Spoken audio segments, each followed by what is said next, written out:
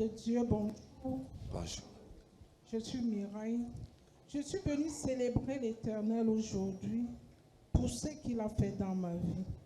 Il s'est manifesté comme le Dieu qui guérit miraculeusement. Yes. Il s'est manifesté comme le Dieu de la provision. Comment est-ce qu'il s'est manifesté comme le Dieu qui guérit miraculeusement? Depuis janvier, j'ai été oppressée. Le 17 janvier, j'ai fait un AVC en pleine salle d'audience.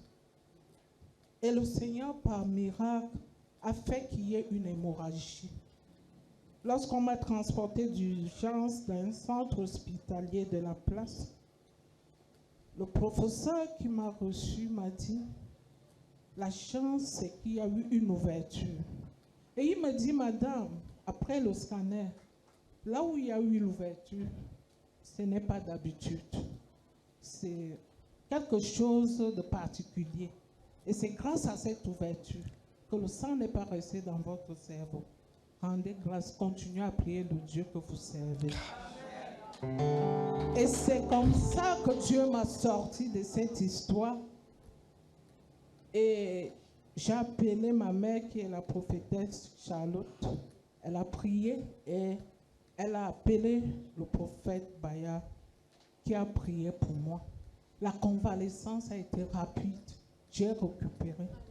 Cela a provoqué même de la jalousie pour certains collègues, confrères qui me disent, mais oh non, ton Dieu là est complaisant. Tous ceux qui ont fait des AVC ici sont partis. Wow. Comment tu as fait pour te retrouver parmi nous? Après cet AVC, j'ai récupéré. Je suis tombée malade. Il fallait une intervention chirurgicale. Je suis allée à Douala dans un centre hospitalier où l'Esprit m'avait conduit. Et j'ai été reçue. Je suis rentrée à l'hôpital le 7 août pour l'intervention chirurgicale. Ça n'a pas été facile. Mais avec la main de Dieu dans ma vie, l'opération s'est bien déroulée.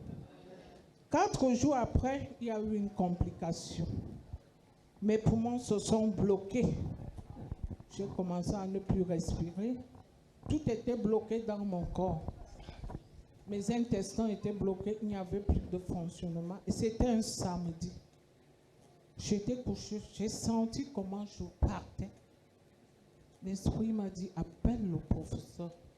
Je lui ai fait un voice. Dans les 10 minutes, il a fait venir le réanimateur qui m'a conduit en salle de RIA après un scanner où ils ont constaté que mes poumons ne fonctionnaient pas.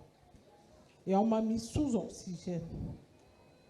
J'ai fait, après l'admission en RIA, après tous les soins, je suis rentrée dans le coma pendant 3 jours.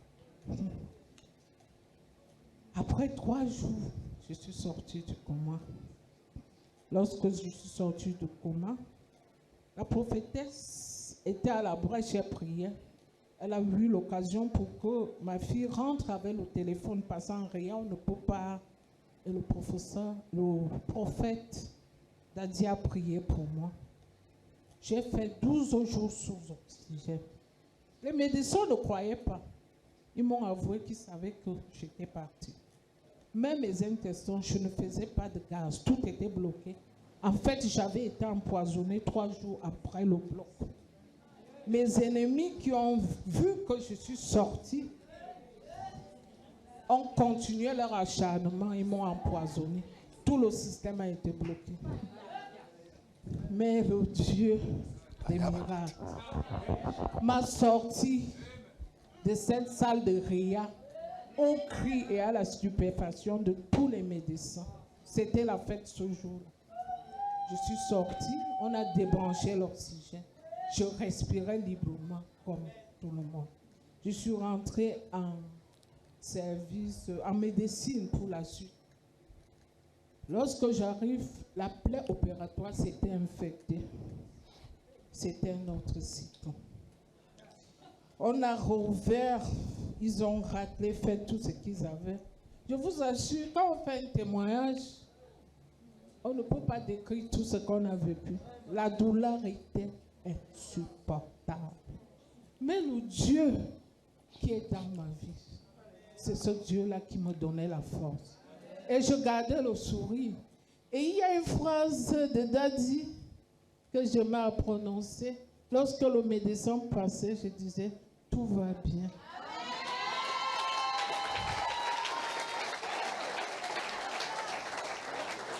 Et je leur disais, mon père est encore assis sur son trône.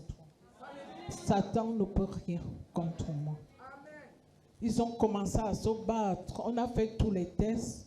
On ne trouvait pas le germe. Tout comme on n'a pas trouvé ce qui m'avait bloqué tout l'organisme. Tout était négatif. On a analysé le pouls, on a coupé la chair. Tout revenait négatif. Mais je disais, je me suis souvenu du Dieu de mon alliance. Un jour, ce Dieu m'a dit, ma fille, tu mourras quand j'aurai décidé. Alors, même si tu te retrouves dans une maison qui s'écroule sur toi, loue-moi et adore-moi. Je suis venu. C'est ce Dieu que j'ai continué. Je n'avais pas la force, mais je restais en connexion avec lui dans l'adoration. C'était tout ce que je pouvais faire. Ils se sont battus. J'ai fait plus d'un mois à médecine avec cette plaie qui ne guérissait pas. Et toujours un samedi, quand il n'y a pas assez de gens, le médecin, parce que ce sont seulement les médecins qui faisaient mon pansement, il arrive le samedi seul pour faire le pansement. Tout avait pourri, toute la peau du ventre, la couverture, les couches du ventre, et ça avait lâché. Lorsqu'il a enlevé le bandage, tout a sauté et les intestins étaient ouverts. Il a paniqué. Il est sorti. Il a appelé le professeur. Ils ont fait une sorte de conférence. Il est revenu. Et lorsqu'on lui a demandé de filmer, il est venu filmer et j'ai vu. Lorsque j'ai vu, j'ai fermé les yeux. Je me suis souvenu de la parole du prophète où Dieu lui a dit, commande à ces ossements qu'ils soient recouverts de chair. Et j'ai dit dans mon cœur, Seigneur, tu dis que nous sommes nous-mêmes prophètes de nos vies. Je commande à mon ventre de régénérer. Je suis resté sur cette parole.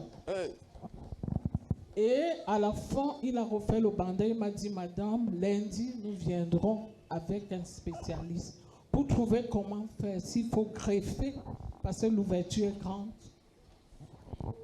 Je suis resté tout le week-end accroché à la parole. Le lundi matin, le professeur était là avec tous les 7 médecins et le spécialiste qu'ils avaient fait venir pour constater et me transporter au bloc. Je ne sais pas où ils voulaient couper la chair quelque part et greffer. Je ne sais pas ce qu'ils voulaient faire. Lorsqu'ils ont ouvert mon bandage, la chair avait poussé.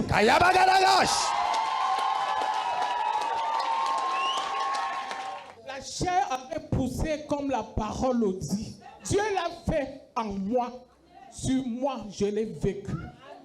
Ils ont passé la pince piquée partout où l'ouverture avait été. Il n'y avait plus rien. Le spécialiste a pris la pince, il a regardé. Et le professeur a ouvert le téléphone, il lui a dit, c'était ça samedi. Et lundi, c'est ça. Ils ont fait le pansement. Ils sont tous partis. Ces médecins étaient malades. Après, un venait me dire, le Dieu que vous servez, madame, continue. Je suis devenue dans cet hôpital quelque chose de particulier. Dans ma chambre, tout le monde voulait venir rester. On dit, on n'a jamais vu, c'est quelque chose. C'est comme ça que ma cicatrisation a été faite. Je suis sortie. J'avais perdu plus de 30 kilos. On m'a mis sous un régime riche en protéines. Je n'avais pas de chair. Quand je levais ma main, c'était l'os et la peau. On m'a mis en repos. Mais je vous dis, en un mois, le Seigneur remplit mon corps.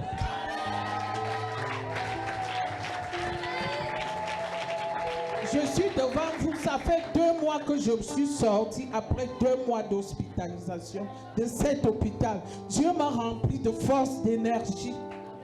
Il m'a régénéré.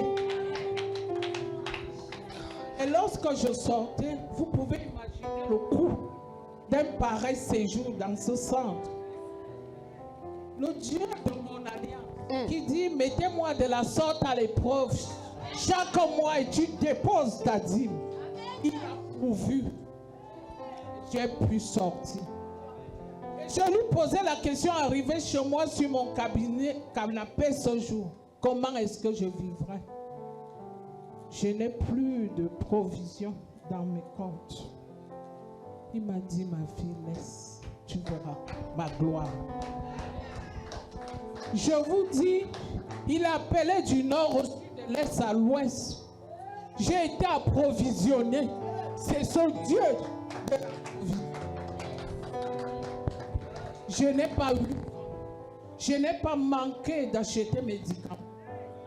J'ai eu plus d'entrée que lorsque je suis opération.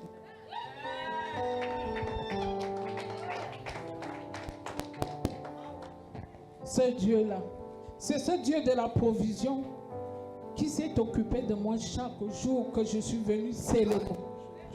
Le Dieu de mon âme.